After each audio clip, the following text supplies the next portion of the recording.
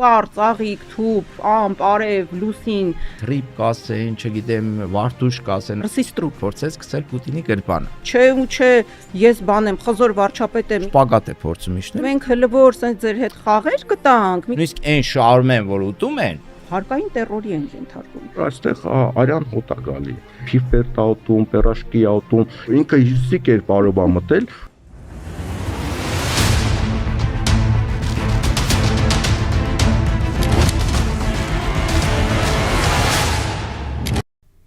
Ողջույն հպարտ եւ ոչ այնքան հպարտ քաղաքացիներին։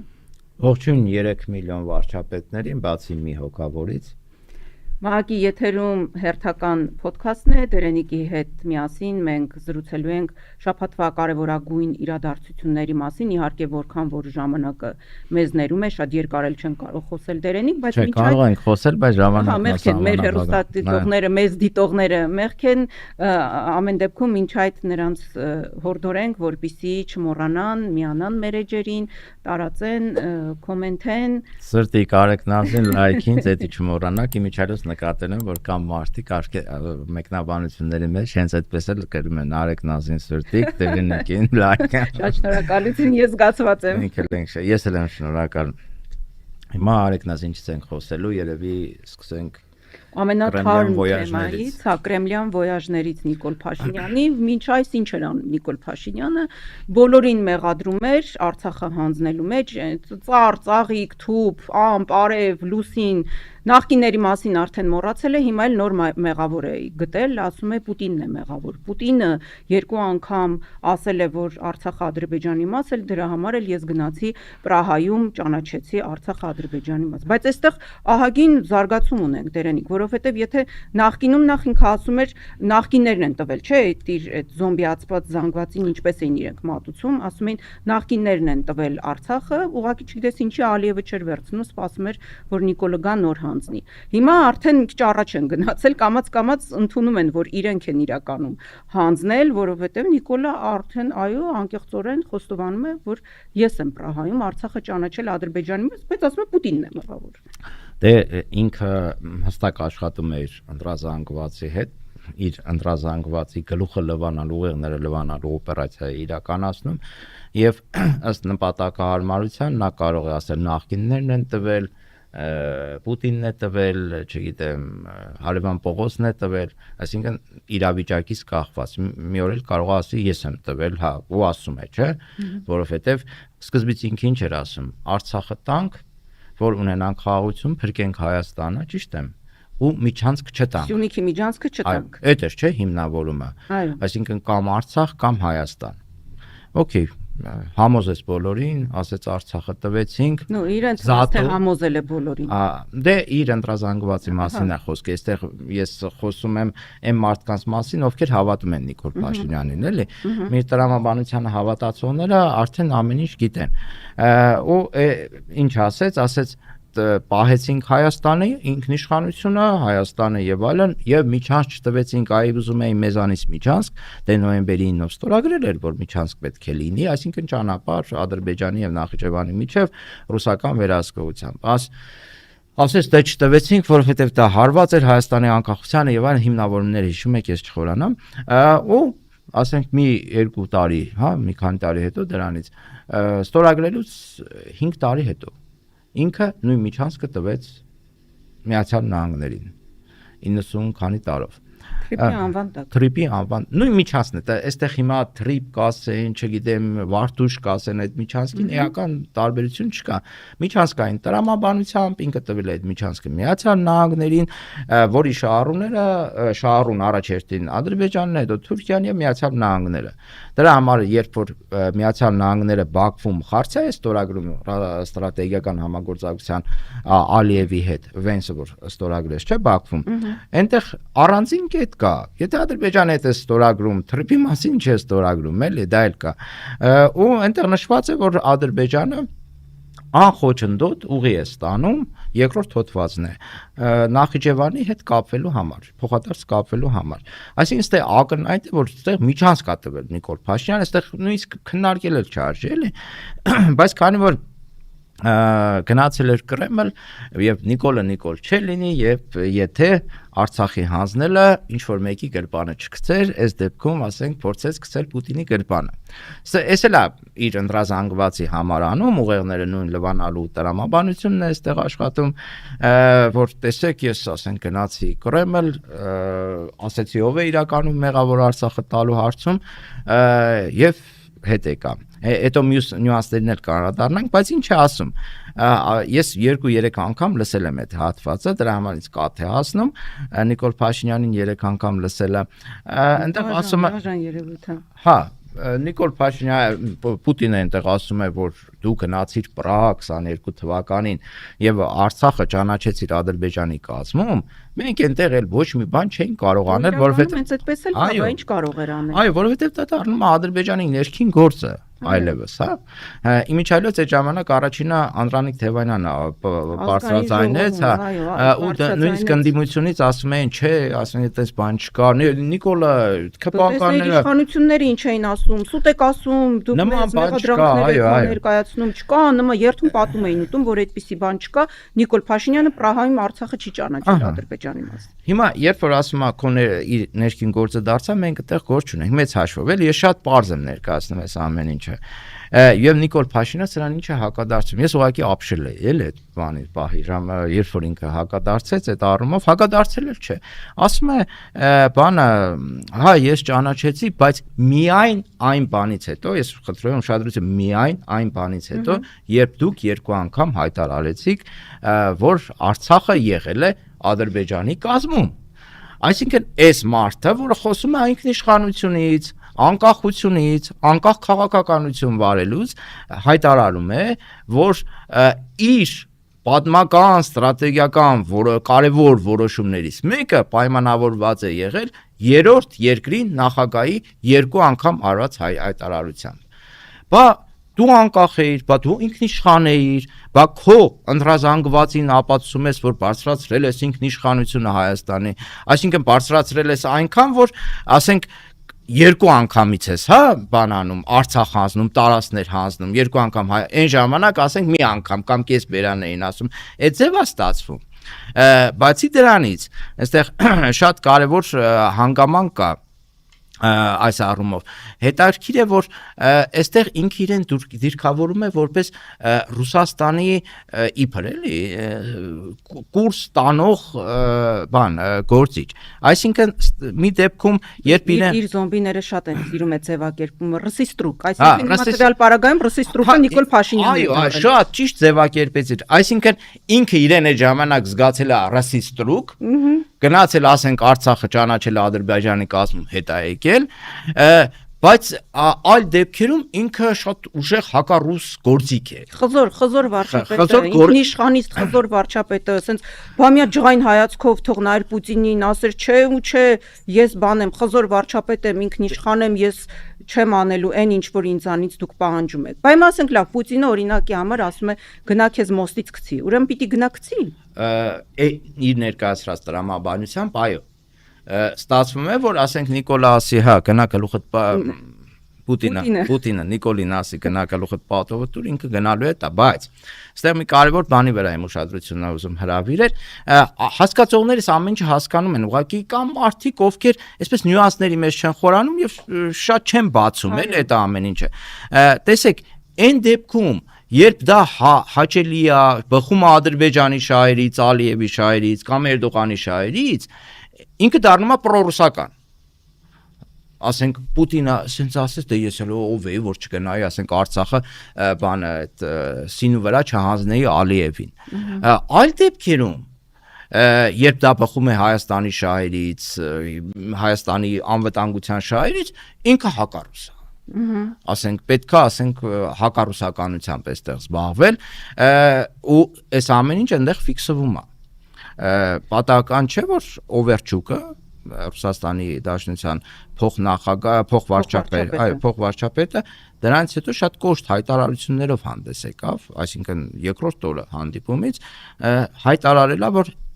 այսպիսի իրենք ասում են Ռուսաստանի հարաբերությունները շատ լավ են, բայց այսպիսի դիվանագիտական այլանդակություն հարաբերությունների մեջ, էլի,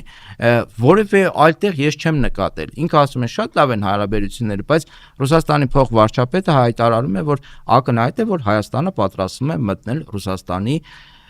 թշնամական դաշինք, Ռուսաստանի դեմ ձևավորվող թշնամական դաշինք։ Նման սցենարը ծանր հետևանքներ կունենա։ Այսինքն, երկու երկրի առաջնորդներ հանդիպում են, բանակցում են, դրանից մի քանի ժամ հետո Ռուսաստանի փոխվարչապետը նման հայտարարություն է անում։ Այսինքն ինքը գնացել տապալել է ամեն ինչ, էլ ավելի է փչացրել առանց այդ էլ վատ հարաբերությունները Ռուսաստանի։ Հա, ինքը փաստորեն ռուսական ուղղությունը տապալել է հարաբերությունների կառուցման, մնացած տնտեսական, ռազմաստրատեգիական, ռազմական, որովհետև ես չգիտեմ, էլ ինչ այդպիսի բան լսել եք, որ ասենք երկու երկրի նախագահ հանդիպեն, առերևույթ որոշակի, ասենք, խնդիրներից խոսեն, բայց գլոբալ առումով ասեն, որ հա լավ է ամեն ինչ, առևտուր, արաբա-ամերիկյան շրջանառություն եւ այլն, ու հետո ասում որ Հայաստանը մտնում է թշնամական դաշինքի մեջ։ Այսինքն հարաբերությունները կարգավորելու փոխարեն էլ ավելի է վատթարացնում։ Իդեպ այստեղ մի նյուանս էլ կա դերենիկ, ինչի համար է ինքը սա անում, որպեսզի Ադրբեջանից Թուրքիայից եկող այդ պատվերը քողածածկի։ Այսինքն ասում է Ռուսաստանն էր ասել, Պուտինն էր ասել երկու անգամ, դրա համար ես ճանաչեցի, այսինքն ամեն ինչ ինքը պատրաստ է ասել, բոլորի վրա մեղքը բարթել, բայց իրական մեղավորներին ու իրական պատվիրատուներին ինքը չի նշում, անունները չի տալիս։ Իսկ իրական չէ, պատվերը որտեղից է եկել։ Պատվերը եկել է Ադրբեջանից եւ Թուրքիայից։ Պահանջը եկել է Ադրբեջանից եւ Թուրքիայից, որ դու պիտի Արցախը ճանաչես Ադրբեջանի մաս, ինքն էլ հլու հնազանդ կատարել է այդ պատվերը։ Բայց դրա մասին չի խոսում, ինքը քո ասած պատրաստ է այդ մեղքը գցել յուրաքանչյուրի գրպանը։ Դե հասկանում է, որ ինքը պատմական կտրվածքով հանցագործություն է կատարել եւ դրա համար ինքը ուզում է դա պարտակել։ Իմիջիայլոց Գերագույն խորհուրդը որոշում ունի Հայաստանի Հանրապետության, որով արգելում է Հայաստանի ղեկավարներին երբևիցե որևէ պարագայում ճանաչել Արցախը Ադրբեջանի կազմում։ Այս մարդը փաստացի պատմական կտրվածքով էլ եմ կրկնում հանցագործություն է կատարել եւ ինքը գիտի որ դրա համար վերջ առաջ ինքը պատասխան է տալու օրենքի սահմանադրության եւ մնացած բաների առաջ դրա համար ասենք մարդը ման գալիս նախքին ռուս չգիտեմ վաղներ կարող է չգիտեմ հա ինչ որ մեկին գտնել Արցախը հանձնելու բանը գցել գրպանը բայց մյուս ավեշտի մասին տեսեք Պուտինը շատ հետաքրքիր հայտարարություններ արեց սկզբից որ անհամատեղելի է Եվրամիություն ԵԱՏՄ սինխրոնացված հիմա այդ հարաբերությունները այդ երկու համակարգերի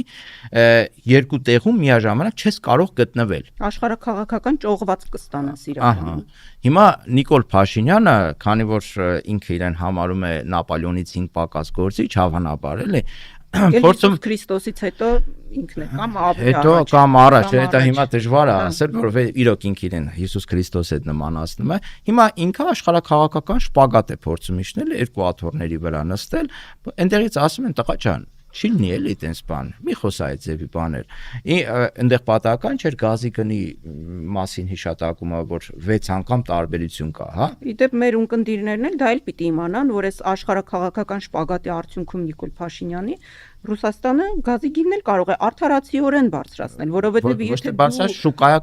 շուկայական գներով, այդ եթե դու դեմ ես գործում, քո ռազմավարական դաշնակցին դեմ ես գնում, խզում ես բոլոր հարաբերությունները, ամեն ինչ անում ես, որպեսզի նրա այդ թշնամանաց, դա բնական է, որ նա էլ քեզ պետք է վերաբերվի համարժեք կերպով։ Այսքան ժամանակ, որ Ռուսաստանը չի բարձրացրել գազի գինը եւ որոշակիորեն հարաբերությունները փորձել է պահել Հայաստանի հետ, դա նաեւ որ հայ ժողովրդի դեմ ուղակի չի ուզում դուրս գալ, հայ ժողովրդին վնաս չի ուզում տալ, որովհետև դարեր շարունակ են եկել հայ-ռուսական մեր բարեկամությունը եւ հարաբերությունները։ Այո, եւ պատկերացրեք, եթե գազի գինը թանկանում է 6 անգամ, ասեք ուզում եք Եվրոպա գնացեք, խնդիր չկա։ Նախ այնտեղ սպասող չկա, այդ քանի անգամ խոսացել ենք, էլի, որևէ մեկը չի ասել, որ մենք ձեզ Եվրոպայում սպասում ենք։ Ասում են դրա դեմը պպզեք, միջև տենանք ինչ կլինի։ Այդ կարող է տևել մի 300 տարի, էլի։ Ու առանց ամաչելու Պուտինին ասում է մենք հələ որ սենց ձեր հետ խաղեր կտանք, մի քիչ սենց կբզբզանք, բանկ օգտվենք ձեր այդ ամեն ինչից առավելություններից։ Մինչև տեսնենք մեզ այնտեղ երբ են ընդունելու։ Չարչու հոգեբանություն, գալիս ենք դրան, էլի։ Մարդը աշխարհագրական չարչի է նաև, էլի։ Այսինքն ինչ է ասում։ Օրինակ ես, ասենք Պուտինի տեղը լինեի, այդ բանը իրեն տես դուրս կանեի։ կվռնդեի, էլի։ Ասում է, որ երկու այդ համակարգերի մեջ հնարավոր չի, բան, ուզում է տակից դուրս գա, ասում է բանը, հա, հիմա կոնկրետ դրված չի այդ կամի բանը, ասենք հələ չենք հասել այդ կետին, որ պետք է ընտրենք կամ Եվրամիություն կամ ԵԱՏՄ։ Այ հենց որ եկավ այդ պահը, մենք արդեն կորոշենք, էլի։ Ինքը ինչ է ասում։ Պատկերացրեք, ասենք դուք հիմնարկություն եք, այստեղ աշխատում ենք, չէ՞, մեկը գալիս է, ասում է մեր կոնկուրենտ ֆիրմային, ես երազում եմ ընդ հայտնվել, ասենք իմ փափակն այնտեղ հայտնվելու, բայց քանի որ այնտեղից ոչ կանչում են, ոչ բանի տեղ են դնում ինձ, ստե ես կարամ բզբզամ մի քիչ, էժան գազ տվեք, չգիտեմ, շատ աշխատավարձ տվեք, միջև ավճար տվեք, բարգև ավճար տվեք, միջև տենանք այնտեղից որ բան արին, ես կգնամ կթռնեմ այնտեղ։ Հասկանում կդավաճանեմ։ Ակնհայտ այդ մասին ինքը ասում է հենց որ պահը կա, ես կթռնեմ ու օվերչուկի էս հայտարարությունը պատահական չի, բայց այդ թռնելու գինը, եթե հայ ժողովուրդը մտածում է, որ ինքը ապրելու է, ասենք, չգիտեմ, Գերմանիայի կենսամակարդակով, գերմանական տիպի պետության մեջ կամ ֆրանսիական տիպի պետության մեջ,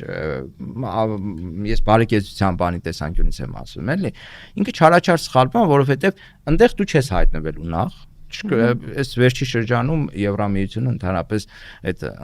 ընդլայնման քաղաքականություն որպես այդպեսին անդամակցության չի վարում, ասես Թուրքիան տեխնացու անդամը բաները այդ ուկրաինացիները մարդիկ տաբուրետ կեն դրեցին, չէ, ստորագրեցին այդ բանի թեմը, այդ պատերազմական իրավիճակում, դիմումը տվեցին, ընդեղից ասեցին, որ հա գերակայություն է ձեր դիմումը, բայց միջև հիմա չեն ընդունում։ Որ երկրի կեսը վարի են տվել միլիոնավոր մարդիկ զոհվել են, այդ մարդկանց չեն ընդունում, կպած է, որ մնաց Հայաստան, ասենք, այստեղ նույն թեմա էլ չկա, մեզ չեն ընդունել։ Ուղղակի ինքը որ խաղում է իր մնդրազանգվածի հետ, այս Նիկոլ Փաշինյանը այս ամեն ինչը անում է, ընտրվելու, այսինքն իշխանությունը վերարտադրելու համար։ Հերթական անգամ խափելու եւ վերարտադրելու։ Ինքը ինչ ասում, ժողովուրդ ջան, բանը Եվրոպա, տես ինչ սիրուն է Եվրոպան, այ ձեզ կտանենք Եվրոպա, բան, այ ինձ որ ընտրեք, դուք կլինեք արևմտամետ, Ամերիկան կկա ձեզ տեր կլինի, Ամերիկան վիզայի ռեժիմ կմտցնեն։ Հա, այ եվրոպացիներն ու ամերիկացիները ավելի սպիտակ տերեր են, ավելի սպիտակ, ասենք, ստրկատեր նկատի ունեմ, էլի։ Մեզ ավելի լավ կվերաբերվեն, հացը ավելի սպիտակ կլինի եւ այլ, այդ տիպի, ասենք, հիմար մտքերով կերակրում են հայ ժողովրդի մի մասին, ցավոք սրտի հավատացողներ էլ կան, էլի, որ իրանք նու բայց հարցումները ցույց են տալիս, որ գնալով այդ զանգվածը ավելի է փոքրանում ու տեսնելով, որ իր վարկանիշը արդեն շրիշակային է դարել, այլ մանիպուլատիվ ու պոպուլիստական մեթոդների էլ է դիմում,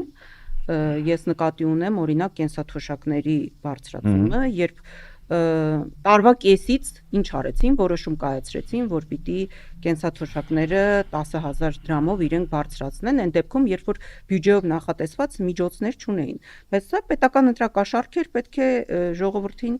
ինչ որ մի կերպ խափեին եւ ձայները հերթական անգամ գողանային։ Ու հիմա քանի որ բյուջեն պայթում է, միջոցները չկան, բայց միտեղից այդ թոշակները իրենք պետք է վճարեն, հարցակում են գործել բիզնես դաշտի վրա եւ հարկային տերորի են ենթարկում։ Այդպիսի արդեն բազմաթիվ ահազանգեր կան։ Անդրանիկ Թևանյանը բարձրաձայն է, առաջին անգամ նախագահն էլ այդ մասին խոսեց, ես առաջարկում եմ լսենք, հետո շարունակենք այս թեման։ Հարկային մարմիններին դիմելով ասեմ, որ դադարեցրեք ձեր տերորը, չնայած մենք հասկանում ենք, որ դուք հրահանգ եք կատարում եւ ապահովում եք օրվա իշխանության կողմից ընտրակաշառքի պաշտոնական բաժանումը իդեմս 10,000 դրամների, բայց մյուս կողմից դուք մորթում եք բիզնեսին եւ չի կարելի այդպիսի տերորիստական հարձակումների դիմել։ Մենք ստանում ենք այդ ահազանգերը։ Այո, ահազանգերը կան, այո, $200 միլիոն դեֆիցիտ կա բյուջեում, այս բարձրացումների հետ կապված, այդ մասին կարծեմ էկոնոմիկայի նախարարն էլ խոստովանել,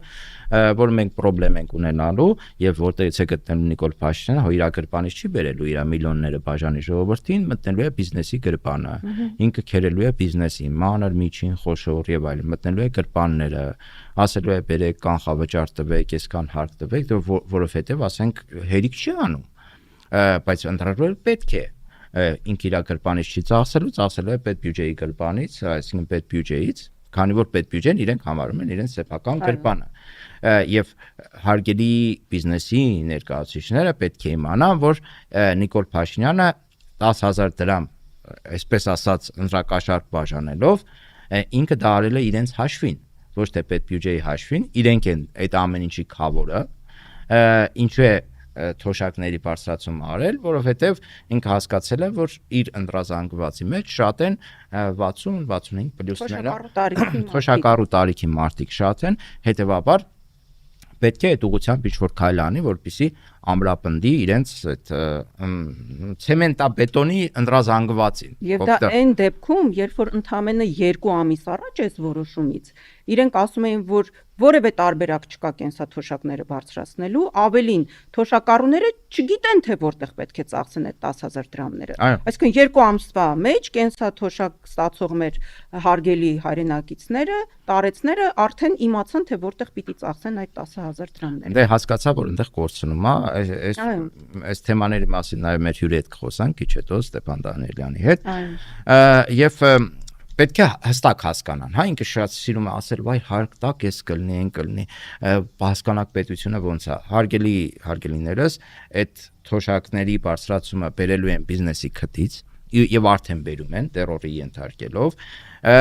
Ռուսաստանի հետ հարաբերությունների վատացումը, օրինակ երբ որ գազիկինը թանկացավ 6 անգամ, իրենք ինչ են անելու, ապրանքների գները թանկանալու է մոտավորապես այդքան։ Եթե ոչ 6 անգամ, ապա 3-ից 4 անգամ։ Ամենի, նույնիսկ այն շարմեն, որ ուտում են, 1000 դրամ ինչքան է 1200, նայած էլի, ասենք պերաշկին, գազով են էփում, չէ՞։ Կուկուրուզը, էլի գազի վրա է էփվում, թանկանալու է։ Այդ գազը եթե թանկացավ 6 անգամ, այդ ամեն ինչը մտնելու է գնի մեջ։ Եթե դուք պատրաստ եք Նիկոլ Փաշինյանի արկածախնդիր քաղաքականության համար վճարել այս ամեն ինչով,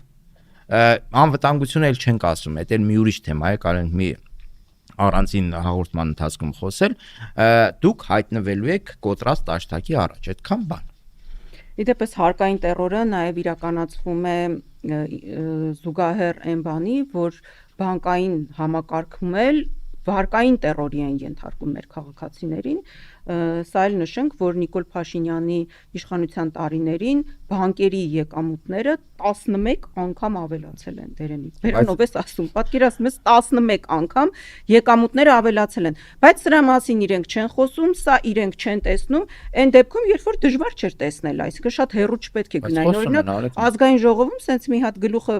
թեթև կողք էին թեքում ու տեսնում էին, որ այդ վարկային տերորի ենթարկողներից մեկն էլ օրինակ իրենց կողքին նստած է։ Բայց տեսնում են իրենց սրտի օլիգարխը իշխանության մեջ գտնվող մեծահարուստ, որը քաղաքագիտական տեսանկյունից հենց կարող է համարվել օլիգարխ, Խաչատուր Սուքիասյանը, հանրային հեռուստաընկերության եթերում հպարտանում էր, որ մարդիկ կրացած են վարկերի տակ, վարկային պարտավորությունների տակ, ասում էր դա բարեկեցության ցուցանիշ է։ Հիմա թող Էլ չի ասում, որ այդ վարկերը հիմնականում սպառողական վարկեր են, մարդիկ վերցրել են, չգիտեմ, 1000 մի ծախս, ուսման վարձ, բուժվել, հեռախոս, հեռուստա, 1000 մի բաներ են, սպառողական վարկեր։ Հիմա հարգելի ժողովուրդը պետք է հատկապես Նիկոլ Փաշինյանին հավատացողները հստակ ֆիքսեն, որ այն որ դուք կռացած կքած եք այդ վարկերի վարկային ստրկության մեջ եք գտնվում, դա իշխանության համար համարվում է բարեհաջող, չգիտեմ, գործունեություն, դուք բարգավաճում եք, այնպես որ այդ ինչքան շատ վարկ ունեք, այդքան ավելի բարգավաճ եք դուք։ Այնքան Խաչատուր Սուքիասյանը բարգավաճում է, եթե բառերն իրենց անուններով կոչեն։ Այս թեմայով այսքանը, հա, հաջորդը սադրանքների թեման է։ Սադրանքների թեման Սուրբ Աննա եկեղեցում տեղի ունեցածը, դա ընդհանրապես, չգիտեմ, իրենց ամեն մի քայլը աբսուրդ է, բայց սա այն որ գեր աբսուրդների ժանրից էր, որովհետև միջևես Նիկոլ Փաշինյանը ինչ էր անում։ Կիրակնորյա սադրանքների էր դիմում իր այդ թափառաշրջիկների խմբով Բրեմենյան երաժիշտներ այո իր սրտի տիրադավերի հետ գնում էին գրոհում էին եկեղեցիները եւ կեղծ պատարակների էին մասնակցում իսկ հիմա արդեն որոշել է որ ամենօրյա ռեժիմով պետք է սադրանքների դիմի ու գնում է ինչքան հարային վայր կա մտնում է հատուկ սադրելով հատուկ նյարդայնացնելով ներվայնացնելով շատ լավ իմանալով որ ժողովրդի մեծամասնությունը պարզապես իրենից զզվում է Այս անգամ էլ որոշել էր, որ գնար այդ Մարթաշատ ծաղկազարդի ժամանակ գնար մտներ Մարթաշատ եկեղեցի։ Ինչ տեղի ունեցավ, այնտեղ 18 տարեկան դպրոցահասակ տղաների նյարդերը տեղի չտվեցին, մի քիչ այսպես խեթ նայեցին, մի քիչ, չգիտեմ, գուցե կտրուկ շարժումներ արեցին, հետո ես փաստաբաններ տեսա, որ ասում էին իրենք որ ներկայացնում են իբր փորձել են հարվածել Նիկոլ Փաշինյանին, իրականում պաշտպանվել են Նիկոլ Փաշինյանի անվտանգության աշխատակիցների հարվածներից։ Կադրերը հրապարակվել է, երբ որ արմունկով խփում է երեխայի դեմքին, այդ Նիկոլ Փաշինյանի թիկնապահը, այո, այդ կադրերը կան, պլյուս դա այն նույն թիկնապահն է, որը այդ կեղծ պատարակների ժամանակ մի տղայի բերանը բռնած բռնություն կիրառելով դուրս հանեց եկեղեցուց, այդ նույն թիկնապահի մասին ենք խոսում։ Դե բայց բնականաբար թիկնապահները պատժի չեն ենթարկվում, Նիկոլ Փաշինյանը այդտեղ խաղաղասեր է ներկայանում, ասում է սուս մնացեք հանկարծ մատով չկպնեք, շատ լավ իմանալով, որ եթե մի քիչ ավել շարժումներ անեին, այնտեղ գուցե իրենց հոշոտային էլ, ես չգիտեմ, ու ինչպես միշտ ծլկում է դեպքի վայրից ու այնտեղ սենց նյարդային այդ ղժղժան կերկերուն ձայնով հրահանգ է տալիս, որպեսզի այդ դպրոցահասակ տղաներին խայտառակ ձևով բերման ենթարկեն։ Ու այստեղ երկու բան կա, որ Նիկոլ Փաշինյանը հին ավանդական սադրիչ է, եթե այդպես ասենք, սադրելը իր ու շանտաժն ու սադրելը Նիկոլ Փաշինյանին բնորոշ վարքագիծ են։ Իր կենսագրության մեջ եթե նայենք, նման դրսևորումների պակաս չենք զգա։ Սադրելու հետ կապված մարտի 1-ին ինքը սադրեց թրավ, կոպիտ ասած փախավ, հա։ Հետո էլ հպարտ պատմում էր, հա, թե ոնց գնաց ու թաքնվեց տարբեր ծափիկերում, ծլկեց դեպի վայրից, ինչ էր ասում, արմատուրա, բուլիժնիկա, բան վերցրեք, պաշտպանվեք, իբր եւ այլն։ Իդեպ այդ կադրերը մենք այսօր դեռ կդիտենք, այդ կադրերը կա։ Այո, բանը ու այդ մարդը հիմա խոսում է բռնության դեմ։ Այդ մարդը, որը ասենք բռնության պապան կարելի է համարել քաղաքական դաշտում, խոսում է բռնության դեմ։ Մարտի 1-ին այնտեղ ոստիկանին, որ բռնության էին ենթարկել, ասում էր ես հպարտանում եմ, դուք ասում եք ոստիկանին, ոստիկան չէր, սրիկա էր, թե ստահակ էր, ինչ էր, շատ լավ է կարել, այդպես խրախուսում է բռնությունը։ Հիմա այդ մարդը խոսում է բռնության դեմ։ Հա, կերպարանափոխվել է հրեշտակի թևերը։ Այսինքն մարդ, որը ասենք հայկական քաղաքական դաշտում կարելի է համարել մարդու, կարելի է համարել բռնության հիմնադիրներից մեկը, այսինքն այդ տրամաբանությունը մտցնողներից մեկը, հիմա խոսում է բռնության դեմ կամ իր այդ քպական եսի ինչերը։ Այն օրը մեկը երեք, այսինքն չգիտեմ, 5 շաբթի երևի, թե 4 շաբթի խոսում է, որ այ ընդդիմությունը մեզ սադրում է, որ մենք հայի արյուն թափենք։ Լսի, չէ, ավելի հեռու են գնացել։ Ասում են այն իրենց սեփական օգտագործման արտաքին հետախուզական ծառայությունը, այն որ ասում էր, որ պիտի հիբրիդային հարձակումներ տեղի ունենան, այս դրանք այդ հիբրիդային հարձակումների դրսևորումներն են։ Այսինքն իրենք գնում են, իրենց ոտով մտնում են մարդամեջ, սադրում են, այդ բախումները հրահրում են, այլանդակ ձևով երիտասարդներին բերման են ենթարկում, կրքերը լարում են, հա, իրավիճակը լարում են, մի հատ էլ ասում են, թե այդ մարդիկ հատուկ այնտեղ կանգնել են, գիտեին, որ Նիկոլի խելքին պիտի փչի, այսպես ինչ որ բան եկեղեցի մարդկանց այսինքն մտնի հասնի միջև խորան, բոլորին ներվայնացնելով, իբր գնացել էր ինքը աղոթելու էր։ Նիկոլին ստեղ պետքա դատել, սադրանքի համար լուրջ եմ ասում։ Այսինքն, եթե դու գնացել ես պատարակի մասնակցելու,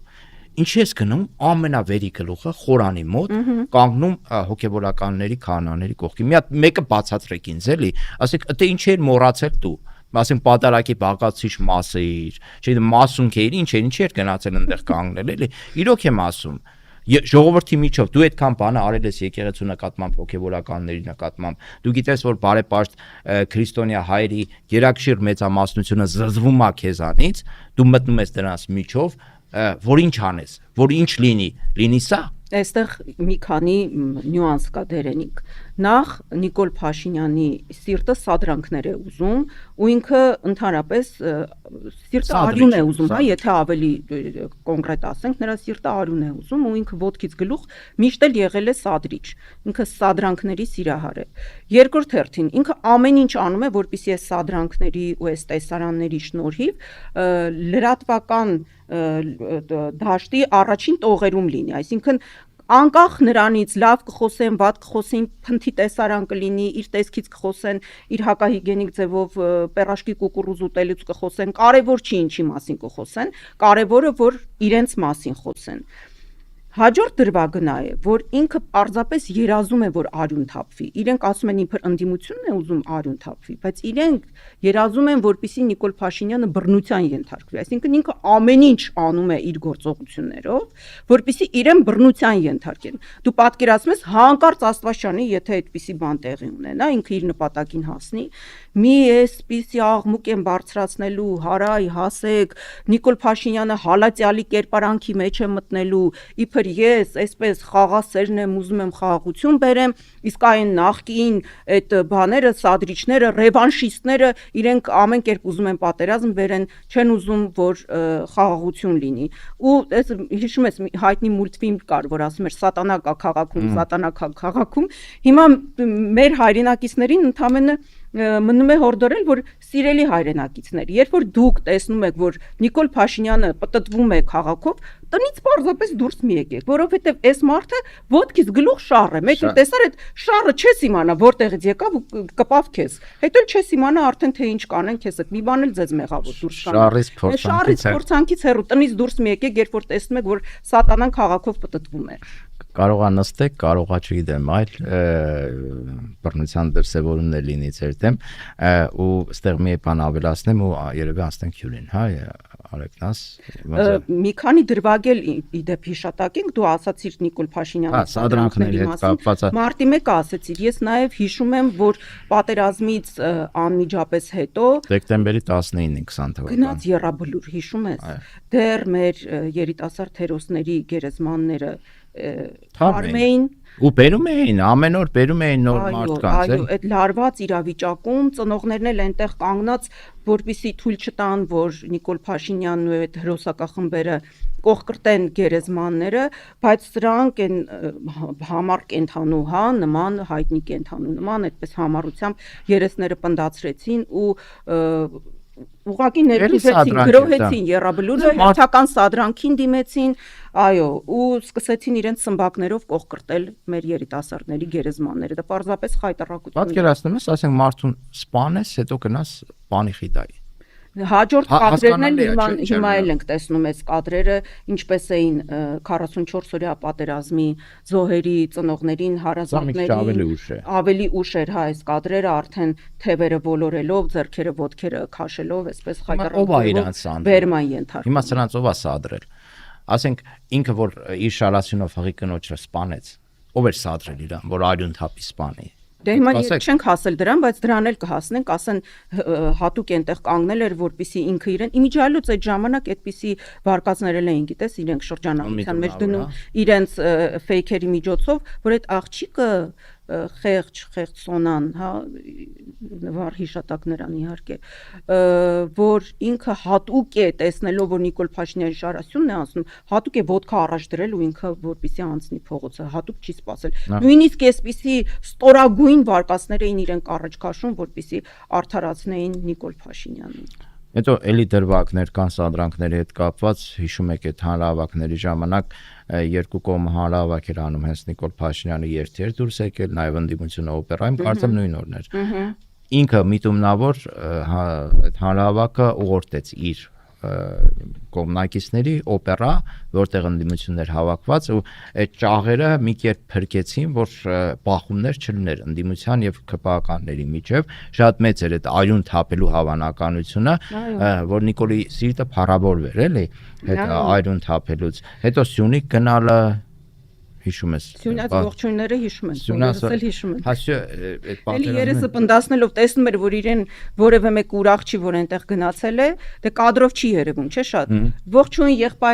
եղբայր, դե այնտեղից էլ համապատասխան ձևով Սյունյաց ողջույններ հղեցին։ Իմիջիալոց այս 18 տարեկան դպրոցահասակների դրվագում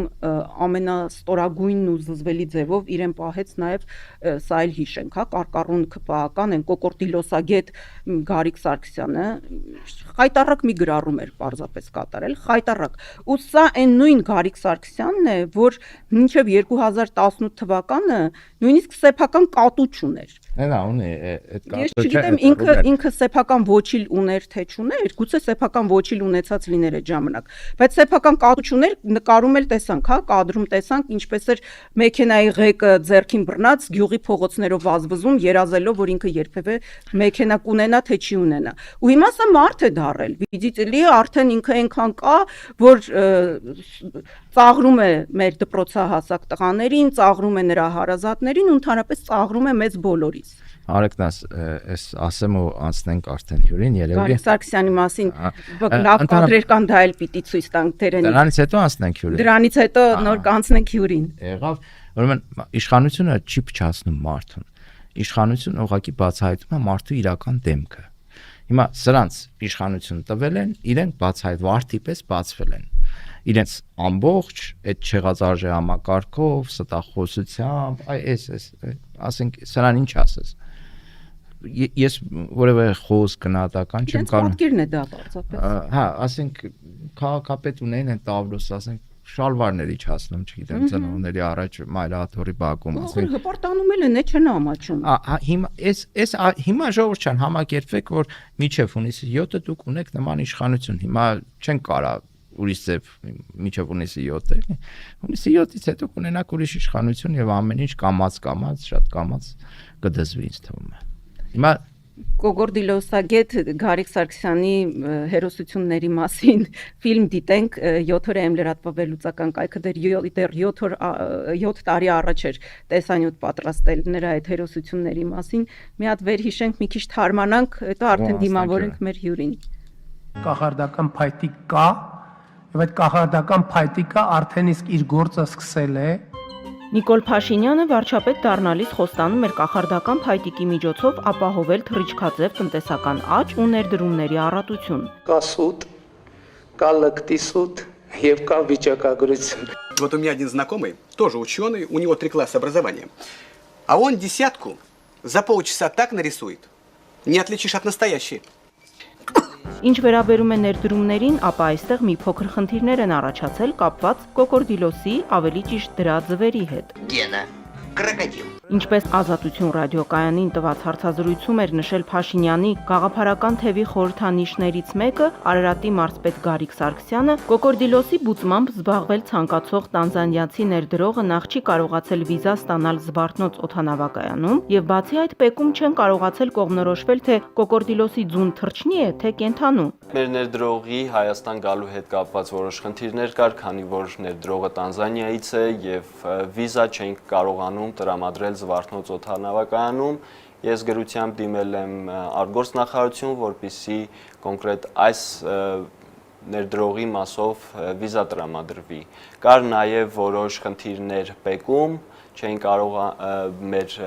գործընկերները բնորոշումը տալ կոկորդիլոսի ձվի, դա թռչնի է, թե կենդանու է։ Փաստորեն Հայաստանի կոկորդիլոսաբուծական ապագան կախված է կոկորդիլոսի ձվի ծագումնաբանությունից։ Что это?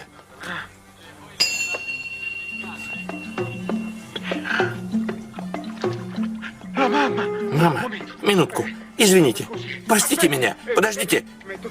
видите? Я все кладу на место. Այն, որ կոկորդիլոսը կենդանի է, դա աստույկ է։ Մնում է, որ պեկում կողմնորոշվեն, թե թռչուն է արդյոք կոկորդիլոսը եւ ինչ գույնի է այն։ Как вы думаете, если покрасить зеленого цвета, будет держаться? А? Բացի այդ, հարկ է պարզել նաև, որ եթե կոկորդիլոսը թռչուն է, ապա ինչպիսի ռեժիմով պետք է մաքսազերծվի այդ թռչնի ձուն։ Вы понимаете, мой Альбертик просит зеленого цвета, а в магазине только оранжевые. Իդեպ տեղին է հիշեցնելը, որ ընդդիմադիր Նիկոլ Փաշինյանը իշխանությունը համեմատում էր կոկորդիլոսի հետ։ Երբ որ մենք այս գնահատականները տալիս ենք իշխանություններին արդարացիորեն, մենք պետք է կներեք առաջնորդվենք կոկորդիլոսի կանխավարկածով։ Այսինքն գիտեք ինչ, ինձ համար հիմա արդեն շատ տարօրինակ է, որ որևէ բանական մարդ կոկորդիլոսին սկսի մեղադրել, որ ինքը կերավ ինչ-որ մեկին։ Հասկանում եք, նա կոկորդիլոս է։ Կոկորդիլոսին մեղադրել նրա համար, որ կոկորդիլոս է, դա փակուղի է տանում մեզ, որովհետև ինքը կոկորդիլոս է։ Հիմա ինքն է դարձել իշխանություն եւ պետք է հասկանալ, թե կոկորդիլոսաբուծությունից հետո ինչպես են հպարտ քաղաքացիները տարբերելու Արարատում բուծվելիք կոկորդիլոսներին իրենց սիրելի իշխանությունից եւ ինչպես են անելու, որ իշխանությունների բերանում իրենց թաթիկները հանկարծ չհայտնվեն։ Երբ որ ձեռքը դնում ես նրա բերանը, նա բնազդով փակելու է բերանը եւ մնալու է առանց ձեռքի։ Մեր տաղավարում մենք արդեն հյուր ունենք Մայր Հայաստան կուսակցության վարչության անդամ քաղաքագետ Ստեփան Դանելյանը, ողջույն պարոն Դանելյան, շնորհակալություն, որ առաջին անգամ հյուր ընկալվել եք մեր տաղավարում, առաջին անգամը լինի, վերջին անգամը չլինի։ Պարոն Դանելյան, այսօր մենք խոսում էինք հանրային համերաշխության պահանջից եւ Նիկոլ Փաշինյանի այս սադրանքներից։ Իրականում ինչ նպատակ է հետապնդում Նիկոլ Փաշինյանը այսպիսի սադրանքներով իրավիճակը այսպես լարելով։ Ու հավելում էլի, ինչի անգել դռնեդուր ընտրություններից 2-3 ամիս առաջ։ Ոչ միայն ինքն է դռնեդուր ընկել, այլ նաեւ շատ շրջաններում, գյուղերում ԿՊԱ-ականները դուր առ դուր մտնում են, մարդկանց հետ փորձում են զրուցել, քարոզել, բայց որպես կանոն իրենց բավականին զուսպ են ընդունում եւ գնալով իր ընտրազանգվածը քչանում է։ Հիմա եթե գանք հանդուրժողականությանը, ինչի ենք մենք հիմա խոսում հանդուրժողականության մասին, որովհետեւ հանդուրժության մեջ կա անհանդուրժողականություն եւ փոխադարձ ատելություն եւ այդ ատելությունը, որը իրականում հրահրել է հենց Նիկոլ Փաշինյանը, այսինքն ինչ ցանել է, հիմա նա էլ հնձում է։ Եկեք օբյեկտիվ լինենք, ես կարծում եմ դրա սաղմերը կային դեռևս միջև այդ անձնավորության քաղաքական դաշտ մտնելը, սա 90-ական թվականների ժառանգությունն է։ 90-ական թվականներին սովետական միությունը սոցիալական երկիր էր, լավ կամ վատ, բայց կար որոշակի հավասարություն, սոցիալական ծրագրեր, անվճար կրթություն, բժշկություն եւ այլն, այս սոցիալական երկիր էր եւ գործարաններում կային մարդիկ, որոնք աշխատում էին, կոլխոզներ, սովխոզներ եւ այլն։ 90-ական թվականից ամեն ինչը ջարդվեց եւ այդ մարդիկ դառան ըստ էության լումպեններ, սա վիրավորելու համար չեմ ասում, գործազուրկներ, մարդիկ, որոնք ինժեներներ էին, բանվորներ էին եւ այլն, իրենց տեղը ունեին, իրենց դիրք ունեին, որոշակի։ Եվ երբ որ սկսեց վայրի կապիտալիզմը, այդ մտավ այդ խնդիրը, պետությունը դեմքով շրջվեց այդ մարդկանց նկատմամբ։ Եվ եթե հիշում եք 90-ական թվականներից սկսած, ընդդիմությունը միշտ այդ լարի վրա խաղում է։ Չեն ժամանակ էլ կար Նիկոլ Փաշինյան, որը իշխանության չեկավ, Արշակ Սադոյան եւ այլն, որոնք խոսում էին Թավանի մասի եւ այլն։ Այսինքն դասակարգային ատելությունը գլուխ բարձրացրեց։ Այդ ոչ դասակարգային, այլ դասակարգը կորսրած մարդիկ։ Նեղվածություն, փողոցում հանդիպ եւ իրոք ինչ որ առումով իրոք անարդարություններ էր տևում, որովհետեւ մարդիկ են գալիս կրիմինալ դաշտից եւ այլն անօրինական եղանակով այդ գործարանները փլուզում էին, թալանում էին եւ այլն, եւ իրենք տեսնում են իրենց տարիներով աշխատած գործարանները մետալալումից վաճառում էին Իրան եւ այլն։ Այդ ժամանակ ընդդիմությունը փորձում էր դրա վրա խաղալ եւ ամեն անգամ հիմնական երկու կարգախոս կար. երկիրը կործանվում է ու ժամանակ չկա, եկեք շուշ փոխենք, ու 96 թվականին 2008 թվականի այդ ընդվզումները անդադ լինում էր։ Եվ այդ դաշտը, պարարտ դաշտը, այդ դժգոհության եւ այլ կար։ Եվ հայտնվեց այդ անձնավորությունը, որը այսօր վարչապետ է, որը փայլուն խաղաց այդ դաշտի վրա եւ սկսեց սրել այդ ատելության մթնոլորտը։ Նիկոլ Փաշինյանը դա ինչա տալիս, երբ որ հասարակության մեջ սրվում են նման հակասությունները, ներընտանեկան, ներազգային, առաջ չկար այդքան շատ, որ ազգերը բարեկամներ իրար հետ չխոսեին, ասենք մեկի նիկոլական լինելու պատճառով, էլի։ Դերենիկ, նայ, ես ինչ եմ ասում, ես ուզում եմ ասեմ, պարարտ հողը կար։ Հիմա հարցը այդ պարարտ հողը ով կարող է լավ օգտագործել։ Այս անձնավորությունը իր բնույթով, հոգեբանական տեսակով եւ այլն ինքը կոնֆլիկտային կերպար է եւ ինքը պարակտիչ է։ Ինքը պարակտիչ եղել է, ովքեր են աշխատել են իջթերթում եւ այլն, գիտեն, այդ մարդը պարակտիչ է իր էությամբ։ Եվ այդ ինքը այդ դաշտը մտավ 2008 թվականին, չէ, հիշում եք իր ելույթները, որ սիրտս փառավորվում է, երբ որ Մարտի 1-ին ոստիկանական մեքենաներ են այրվում, Ղարաբաղցիները եսիմ ինչ եւ այդ ատելության մթնոլորտը ինքը սա առաջի փորձն էր ձեռք բերում, ինչպես ներազդել զանգվածի վրա, իսկ զանգվածի վրա դու կարաս ներազդես, երբ որ դու թշնամի ես ցույց տալի։ Դա դեռևս են Լեբոն, Ֆրեյդ եւ այլն իրանք դա օգտագործում են, դա ժամանակին օգտագործում էր նաեւ Մուսոլինին, Հիտլերը եւ այլն, այսինքն ռետորը, որը կարողանում է պրիմիտիվ ձևով խոսալ ու ցույց տալ թշնամին։ Եթե դու թշնամուն ցույց չես տալի, դու չես կարող պարալիզացնես եւ քո հետևից տանես այդ զանգվածին։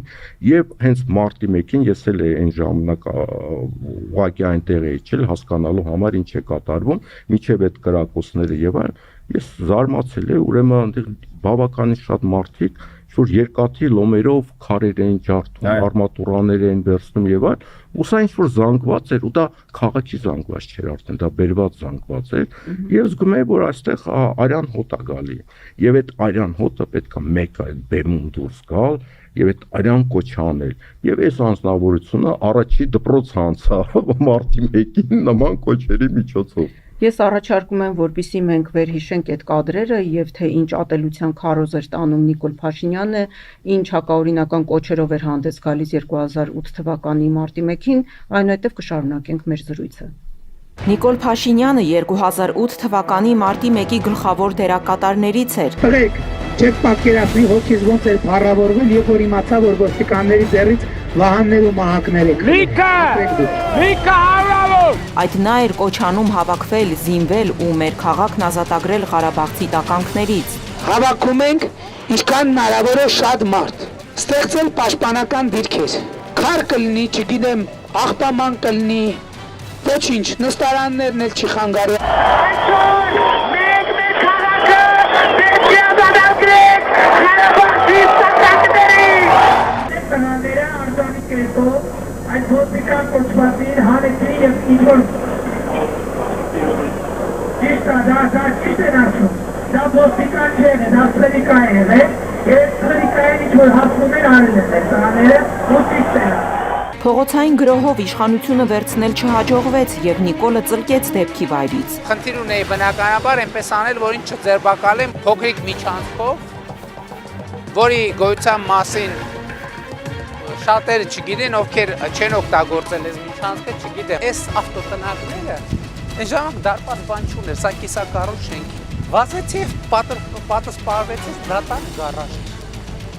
Պատասպարվեցի ինտեղ։ Նա ընդհատակից դուրս եկավ այն ժամանակ, երբ գիտեր, որ իրեն չի սպառնում սահմանադրական կարգի տապալման հոդվածը եւ որ մի քիչ նստելու է եւ դուրս գա։ Բարև ձեզ, Նիկոլ Փաշինյան։ Ես դատախազության չենք ունի։ 2008-ի մարտի 1-ին զոհեր եղան, 10 զոհ։ Նիկոլը շատ լավ գիտի, որ դրա մեջ իր ահռելի մեղքի բաժինը կա։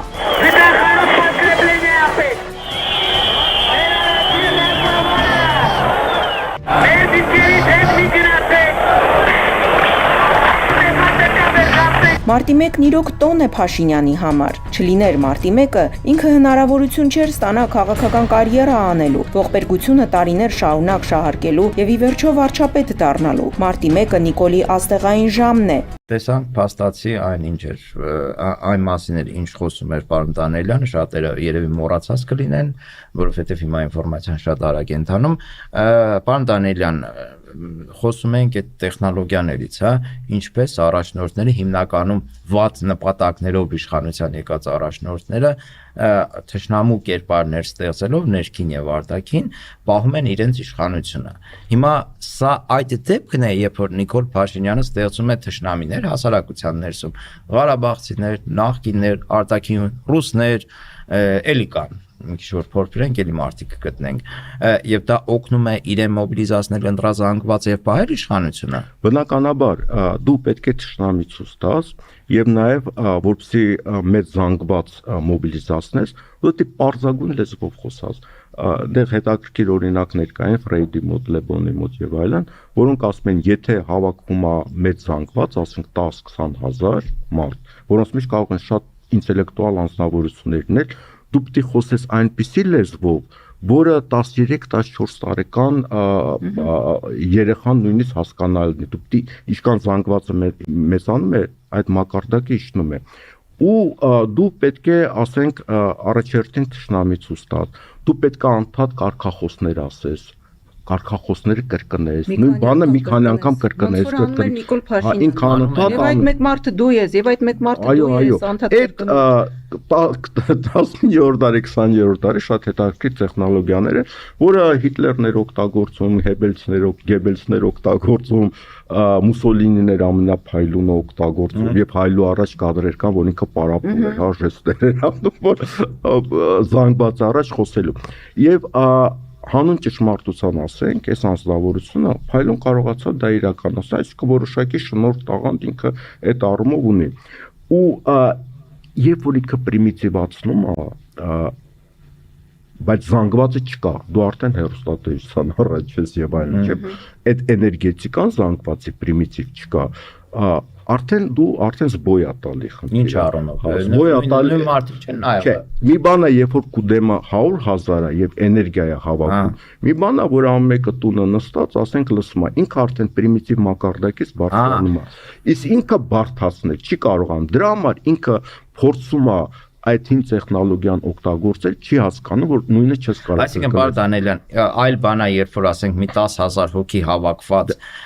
ու ելույթ է ունենում ինչ որ մեկը ու էներգիա կա այդ էներգիա, այսինքն ես նաև վարակվում եմ իմ կողքինի էներգիայից, ընդհանուր մթնոլորտի էներգիայից եւ կներես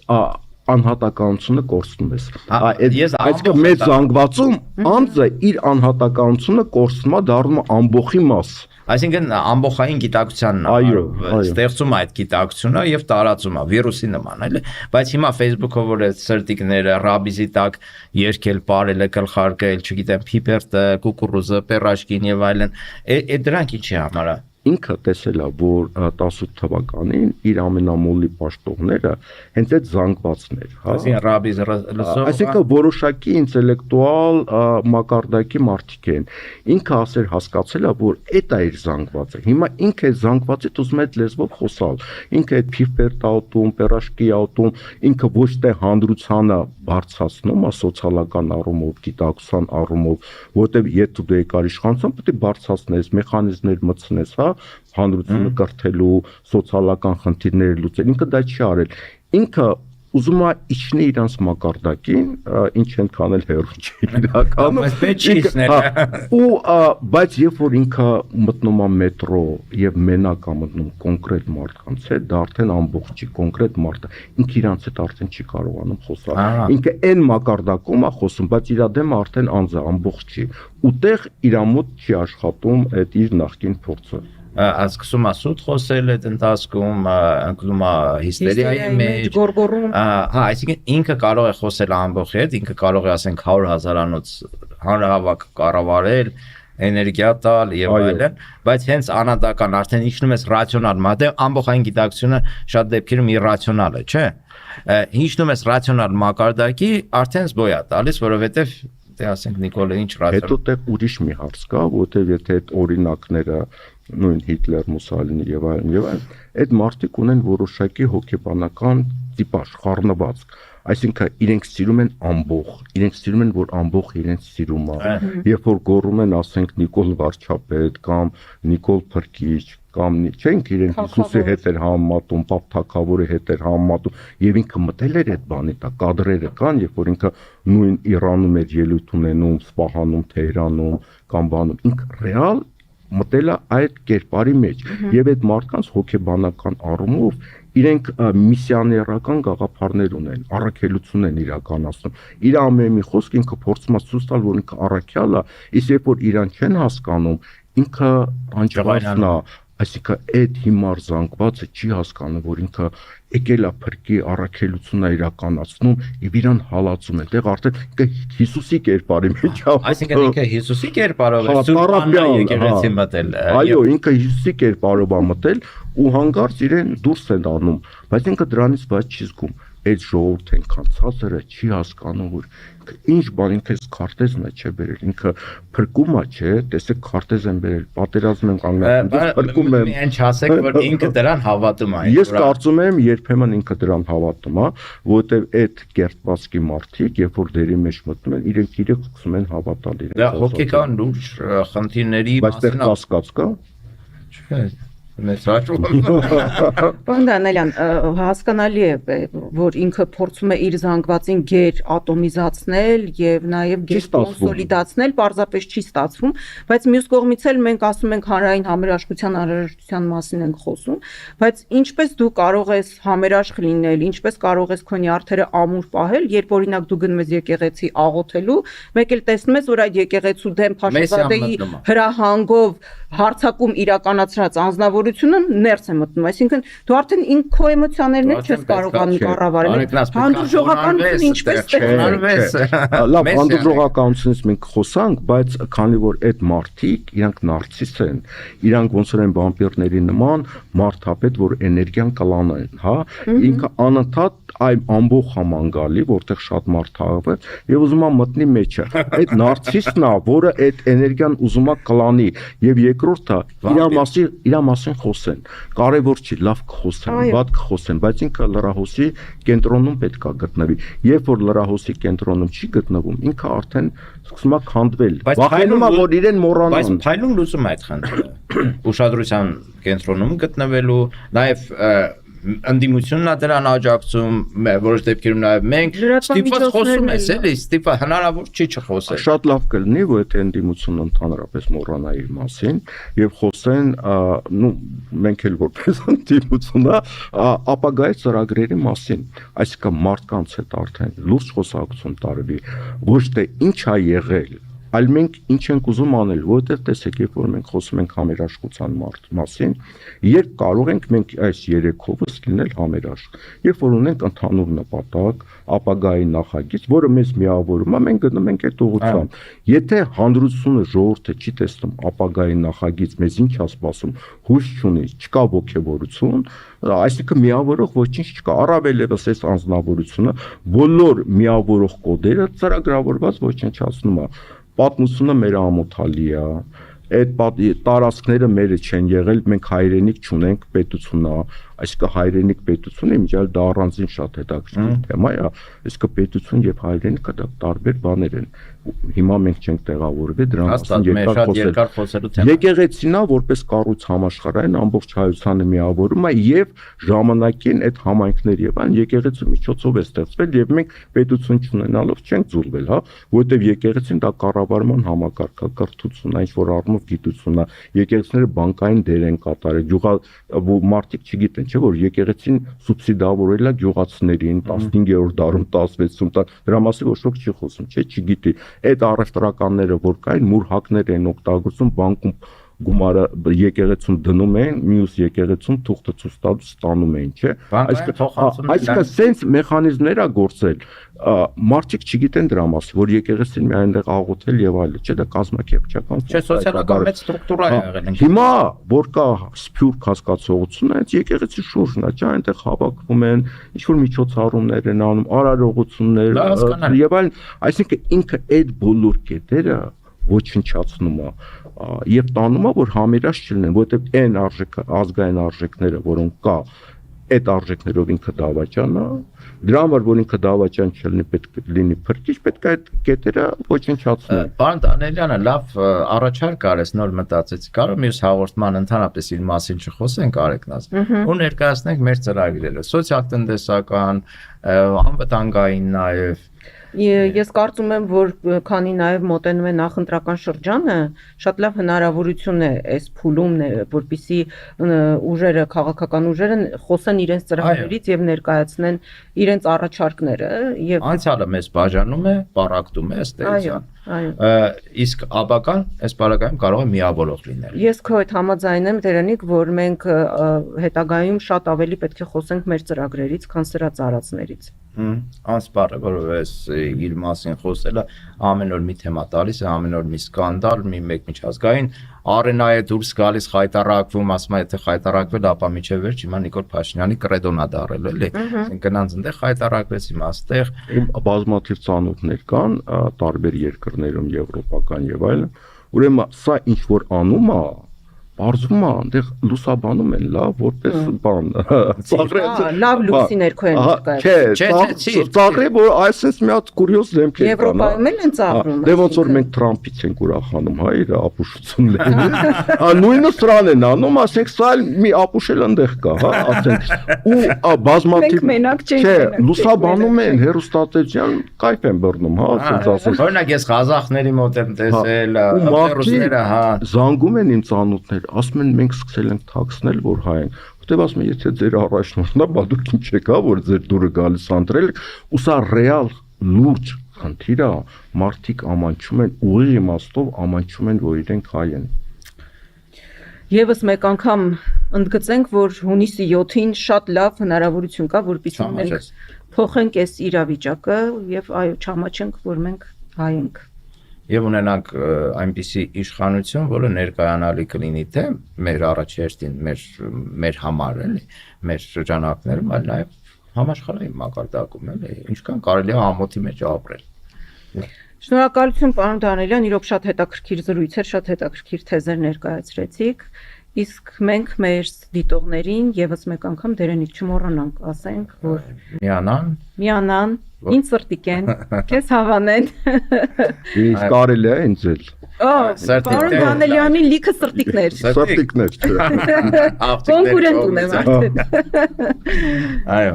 Իմիջիալոց շատ ջերմ խոսքեր են ասում մեզ եւ արդեն թեմաներել են առաջարկում, հյուրերել են առաջարկում, մենք կփորձենք ընթառաջ գնալ մեզ դիտողների օրդերներին եւ էլ ավելի հետաքրքրացնել մեր ոդկասթները։ Ես անընդհատ ուզում եմ ասել, միացեք, որ փոխենք, դու շարունակում ես արեք դա։ Միացեք, որ փոխենք։ Որ փոխենք։